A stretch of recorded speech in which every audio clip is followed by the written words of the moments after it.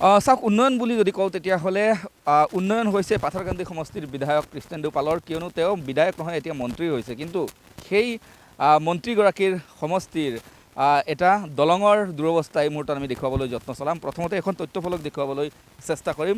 সেই তথ্যফলকত বা সেই দলংখন নিৰ্মাণৰ ব্যয় আছিল 1,80,00,000 টকা, আৰু এই তথ্যফলকত খুব সুন্দৰকৈ জিলিকিছে আচলতে যেতিয়া আধাৰশিলা স্থাপন কৰা হৈছিল তেতিয়াৰ সেই তথ্যফলকত জিলিকি আছে কৃষ্ণেন্দু পালৰ নাম।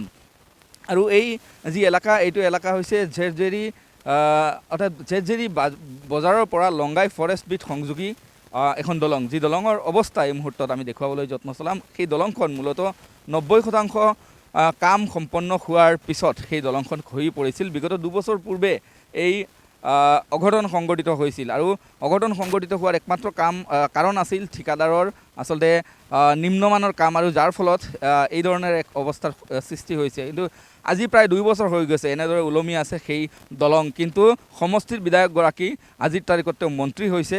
ইয়াৰ পিছতো এই যি দলং, এই দলঙৰ অৱস্থাৰ কোনো উন্নতি আজিলৈকে নহ'ল। কিয় নহ'ল, কি আছিল এই দলঙৰ আঁৰৰ গোটেই কাহিনী আমি এই মুহূৰ্তত ইয়াৰ স্থানীয় লোকৰ পৰা আমি জানিবলৈ চেষ্টা কৰিম। ইয়াতে আমি দেখা পাইছোঁ যে 1,80,00,000 টকা ব্যয়েৰে নিৰ্মাণ কৰা হৈছিল এখন দলং, যি দলংখন খহি গৈছে। 2 বছৰ আগতে খহিছিল। 2 বছৰ আগতে হৈছিল, কিন্তু ইমান টকা 1,80,00,000 টকাৰ মাজতে ই যি কাম হৈছে এইটো একদম কাম কৰি নহয়। এজন বিধায়ক এতিয়া মন্ত্ৰী হৈ আছে, কিবা কামটো পিছতে আবাৰ ঠিকাদাৰে মাটি বুলি কামটা ভাল কৰিলে তো ভাল হয়। ইমান জনসাধাৰণ মই দুৰ্ভোগ ভুগিছোঁ। এই কিবা ছাত্ৰ আছে, স্কুলৰ ছাত্ৰবিলাক যাৱা আসা ইমান কষ্ট হৈ আছে।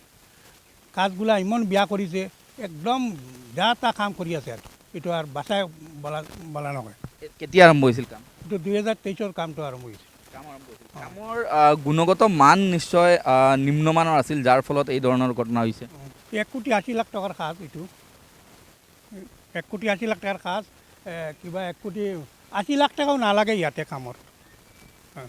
এই কাৰণতে কামটো এই অৱস্থা হৈ আছে। যিহেতু 2 বছৰ হৈছে এই দলঙৰ এনে অৱস্থা, খহাই লৈ যোৱাৰ 2 বছৰ হৈছে। এই 2 বছৰৰ ভিতৰত বিধায়ক বা বৰ্তমানৰ যিগৰাকী মন্ত্ৰী, তেওঁ কিবা ভূমিকা লৈছে নেকি যে আকৌ এইটো বনাব লাগে? নহয়, কোনো লোৱা নাই। নাই, আমালোকৰ পাব্লিকে কিমান জনাই আছোঁ তাক, কিন্তু কোনো এইটো ৰেছপঞ্চ নামিলে। এই দলংখন সম্পূৰ্ণ হ'লে কিমান গাঁও উপকৃত হ'লেহেঁতেন? 10-12খানি গাঁও উন্নত হ'ব।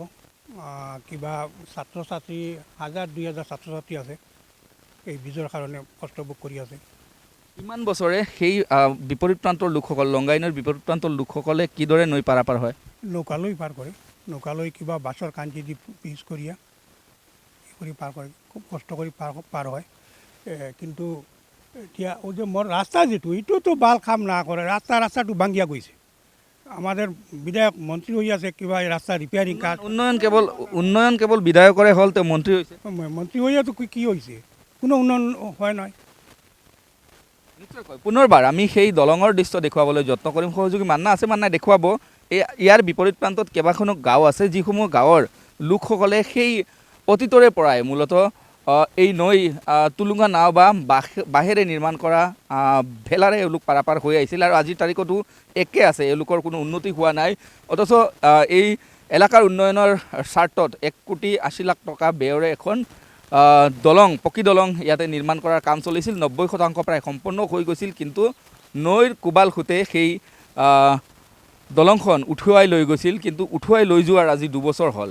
সেই 2 বছৰৰ ভিতৰত বিধায়কগৰাকী, তেওঁৰ উন্নতি হৈছে, তেওঁৰ পদোন্নতি হৈছে। বিধায়কৰ পৰা তেওঁ বৰ্তমানে অসম মন্ত্ৰীসভাৰ এগৰাকী মন্ত্ৰী, যথেষ্ট তেওঁ ক্ষমতাশালী, কিন্তু তেওঁৰ নিজৰ সমষ্টিৰ কিমান কি উন্নয়ন হৈছে সেই উন্নয়নৰ নমুনা পুনৰবাৰ আকৌ এবাৰ দেখুৱাবলৈ যত্ন চলাম। যে অভিযোগ উত্থাপন হৈছে, ইয়াৰ লোকসকলে অভিযোগ উত্থাপন কৰিছে যে 2 বছৰ ধৰি যিহেতু এই দলংখন এনে অৱস্থাত আছে, কিন্তু ইয়াৰ পিছতো কোনো ধৰণৰ পদক্ষেপ বৰ্তমানৰ মন্ত্ৰী কৃষ্ণেন্দু পালে লোৱা নাই বুলি অভিযোগ উত্থাপন হৈছে। তেওঁতো লোৱা নাই কোনো পদক্ষেপ। লোৱা আছে, কিবা কোনো কাজ নহয়।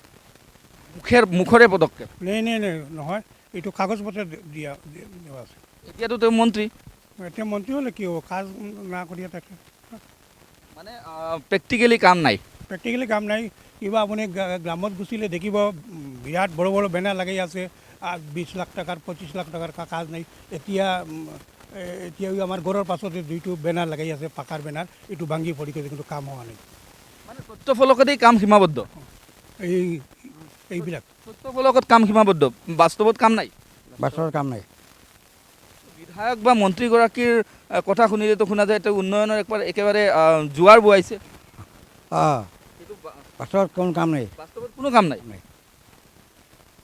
আপোনালোকৰ এই এলেকাৰ দলংখনৰতো দৃশ্য দেখুৱালোঁ আপোনালোকৰ এই এলেকাৰ আৰু কি কি সমস্যা আছে বহুত সমস্যা আছে ৰাস্তাটো দেখিলোঁ ৰাস্তা বহুত বেয়া বিভিন্ন জায়গায় সাইনবোর্ড লাগাই আছে কাজের স্কিম লেখা আছে সাইনবোর্ড ভাঙে পড়ে গেছে কিন্তু কাম নাই কাম হচ্ছে না উন্নয়ন নিশ্চয় ইয়াৰ স্থানীয় লোকসকলে উল্লেখ কৰা অনুসৰি উন্নয়ন কেৱল তথ্য ফলকতেই সীমাবদ্ধ কিন্তু বাস্তৱ অৰ্থত উন্নয়ন হোৱা নাই সেই অভিযোগ ইয়াৰ সমষ্টিৰ ৰাইজে উত্থাপন কৰিছে আৰু এয়াই হৈছে বাস্তৱ চিত্ৰ